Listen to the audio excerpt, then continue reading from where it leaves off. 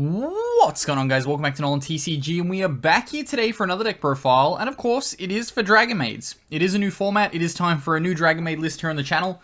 I'm sure if you follow the channel for quite a while, you'll know we are always uploading Dragonmaid lists. It is probably my favorite deck to mess around with. Our deck in Master Duel, also somewhat competent. However, it is very expensive. So if you want to build like full Dragonmaid and like deck it out the way I would probably recommend building it, yeah, gonna cost you a pretty penny, especially if you like tilt into playing stuff like Super Poly. Then you gotta pay for all those Super Poly targets, and the deck gets quite expensive. But at the end of the video, we will have a recommended list for Master Duel, so do check that one out at the end. But before we get started on the deck profile, as always, please remember to drop down below and hit that subscribe button if you are new here, because we are always happy to have new people to the channel. And let's get on into this Dragonmaid deck profile. Before we do get started on this one, though, it is brought to you, of course, by yourplaymat.com, who got us our beautiful NolanTCG extra deck sleeves. These are available on yourplaymat.com, as well as you can get custom sleeves and custom playmats, so whatever you need for the current format. There is an affiliate link in the description down below that does get you a little bit of a discount on your order. Also, enter the code NOLAN10YP for 10% off your order. Also kicks back a little bit to the channel, so everything will be very much appreciated. If you're shopping there, you're getting custom sleeves, custom playmats done. Make sure to enter our code at checkout. But let's get on into this deck profile. Okay, so starting us off, as always, we obviously have our 3 copies of Chamber Dragonmaid, the beautiful Starlight Rare herself. Coming in for your primary normal summon, just going to be pretty standard, adding Dragonmaid spell or trap card, then switching out for any big Dragonmaid from your graveyard, as long as it was legally summoned. Hint, hint, you can't summon house with it regularly, unless you hard summon a house. So, yeah, best card in the deck, 3 copies of Chamber Dragonmaid. Following that up, we have, of course, our Foolish Burial, the second best probably summon in the deck, 3 copies of Parlor Dragonmaid. Of course, you want to get to either of these 2 cards to be able to generate some semblance of a combo, so you do want to max out on 3 of these, of course. It's obvious. It's like the best card in your deck, well, each card of these is the best card in your deck. Max them out. Get to them as quickly as possible. If you have the ability to use both in the same turn, go ahead, do it. It's great. But then after that, we go into our one-of chambers, even though we could play some one-of chambers. We have our Nurse Dragonmaid and our Kitchen Dragonmaid, just simple, one name of each. Kitchen Dragonmaid is not full combo by itself, so there is no need to play 2 of it. It is searchable, meaning that you don't need to play it at 1. That's not right. That's why we played at 1. That's how the logic of Yu-Gi-Oh works. We just got a little bit backwards there. But yeah, each card at 1. You typically are going to be using these in the grind game anyway. Yeah, they're just obviously names that you want to use for transition pieces, and just generally getting you to game when it's time to present it. Then we have our other one-ofs. There are our big dragons. We play, of course, 1 Lorpa for the cheap effect Veiler, 1 copy of Tinnik for the attack boost, and 1 copy of Urns for the Reborn. Or not the Reborn, sorry, the summon from hand. All 3 cards have relevancy. Of course, there are the 2 Dragonmaids that we aren't playing, the Waters. They suck. Don't ever consider playing them. I don't ever see there being a reason for those cards to be played. To be fair, the Water Dragon is a DD Crow. It's just not quick effect. If only they were quick effects. Why did Konami not just print these all as quick effects and this deck be good? I go on this rant every time. We're on a tangent. Of course, Tinnik's not important now as it used to be. This was our primary Dragoon out back in the day. Tinnik over Dragoon was the way you get through it. Now, that's not really a thing, is it? Because Dragoon's not really in the format. Of course, it is prevalent at your locals, though, remember. Tinnik is your Dragoon out. Lorpa, of course, turning things off like DPE. You can discard it when you start your turn. Turn off DPE. That's always good. And then we have the Urns for the cheap extension. Then we have the next dragon in the list. I have decided to cut Phantasme from the list now. Even though Salad is quite prevalent at my locals, which would be the main reason why I would keep it in. I have opted to go with the Noctovision Dragon, just because it makes the deck more consistent. Yes, we are playing Prod of Prosperity, meaning the Noctovision Dragon won't necessarily always resolve its draw effect, but it is an extender to get you to the Link 2 as quickly as you can. It is also necessary for Small World to be able to transition through and make the deck just overall more consistent. Then we go into our Hand Trap line. We, of course, have our 3 copies of Ash Blossom and Joyous Spring. Probably just the best generic hand trap you can go with. Of course, for the hand trap ratios, you can switch them to whatever your locals needs. However, this is a Small World build, so you do need to make sure that your hand traps, of course, work with your Small World transitions. After that, though, we do have 2 copies of Effect Veiler. Again, just good standard hand trap. You just play it at 2. We are playing Cross Out, so you don't want to play it at 1. You want to play it at 2. It's just a good card. Like, targeted negation is good at the moment, so targeted negation is in the deck. That then does, of course, round us out for our monster lineup. So we do now go to our spells. 3 copies of Dragonmaid Hospitality is, of course, what we're starting off with. One of the best spells in the deck. Gets you the Reborn, or the Summon from Hand, and the Foolish. Do be warned, though, this can be ashed and go spelled, which kind of sucks. But yeah, you know, it's here.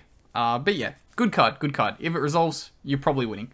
And then after that, we have our 1 copy of Changeover. DD Crow, if it's prevalent at your locals, play 2 Changeover. I will normally side a second Changeover, just because a lot of people at my locals know how I play the deck, and like they know it quite a lot because I play the deck a lot. So siding a second Changeover is important, because game 1 they won't have a way to out the Changeover. Game 2 they will, so you do need to play that second Changeover if you're playing this deck consistently in your side deck.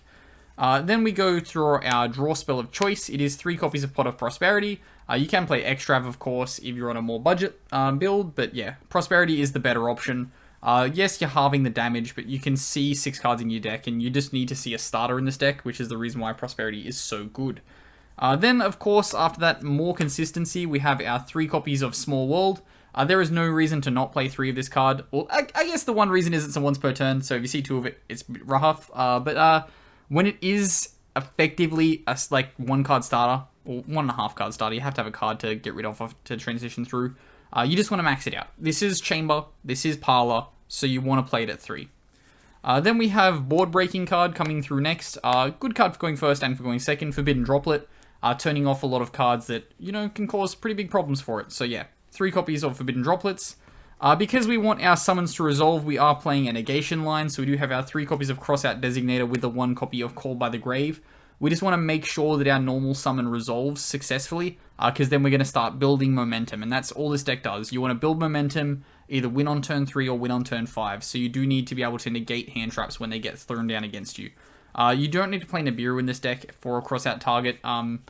Normally, you'll have the Fusion Negation, or you can establish that early before you start going into, like, big push for game lines, so you do have the negation for the Nibiru, and then it punishes them more, because then you switch into the house, and then when all your stuff shifts back at the start of battle phase, the house then pops everything that's left. Then we do go to our trap line after that, so we have our 3 copies of Dragonmaid's Tidying.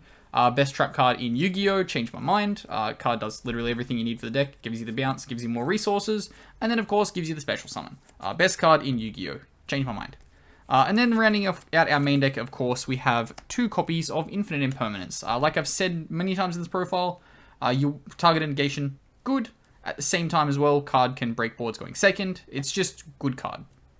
Next off, we have our extra deck out, of course, and starting us off for it, it is 3 copies of Dragonmaid Shiu. You can consider cutting this to 2. I know, blasphemy for a Dragonmaid duelist to say. You want to be able to summon it as many times as possible. With the Prosperity build, it's not super necessary to play 3 of it. You're just going to be ripping the 3rd off the Prosperity every time anyway, so you can switch this for a Super Poly target if you do want to side Super Poly. Or you can play like maybe a Dogmatica card that you can pop off, like what I'm playing later on, which is Entis. The card I do recommend playing 3 of still, though, is the 3 copies of House Dragonmaid. Given that the Shius go back into the extra deck when they negate, you don't necessarily need 3 of those, but 3 House I think is 100% necessary, because you want to be able to resolve that negation 3 times. And then 1 copy of Entis is the last of the fusions in my deck. Again, it's a Maximus target, so we just want to make sure that we're getting full value off that Maximus. Then we have 3 copies of Heretic Seal of the Heavenly Spheres coming through after that. The Link monster you generally just want to make on your board, turn 1. You want to go either Shu or Heavenly Spheres. Heavenly Spheres does just let you steamroll so much momentum though, and then you can typically push for game on that turn 3. If not, you're going to re-establish a very solid board and then win on turn 5. After that though, we have our Link 1 transitional pieces for getting us through to the Heretic Seal of Heavenly Spheres. Remember, you do need to play these in your deck, otherwise the deck doesn't work. Because you want to sack off your Dragonmaids and then bring them back, and then you go in through your Heretic. There are times when Pisty comes up though for pushing for game with its Reborn from Grave effect. With this build necessarily, that doesn't come up that much, but when it does, you do want to play kind of the rest of the package in your extra deck to push for game. That is the reason why we're playing the 1 copy of Nightmare Phoenix, 1 copy of Triple Burst Dragon, and 1 copy of Access Code Talker. The reason why we are playing Triple Burst Dragon specifically is because Pisty locks us to dragons. So you're going to go, typically, if you can set up for game, you're going to be Heretic Seal, Pisty, Striker. You'll Pisty back a Dragonmaid that has a target engraved for the switch. Then you're going to link these 3 off for triple burst. And then you can go into anything you want because you're no longer locked into dragons. Then you make the access code. So you'll have access code, which is 5-3. And then hopefully you're going to have a 2-7 Dragonmaid that is exactly 8k. And the access code, of course, nets its pops off. And then, yeah, you generally are just going to try and push for game from that point. But that does wrap us up here for the deck profile for this one. So as always, if you do ever make recommendations or things you would change, do make sure to comment them down below. As always, though, I've been Ben from NolanTCG. Be prepared for the Master Duel kind of profile-y bit at the end of this. And as always, have a good afternoon, everybody.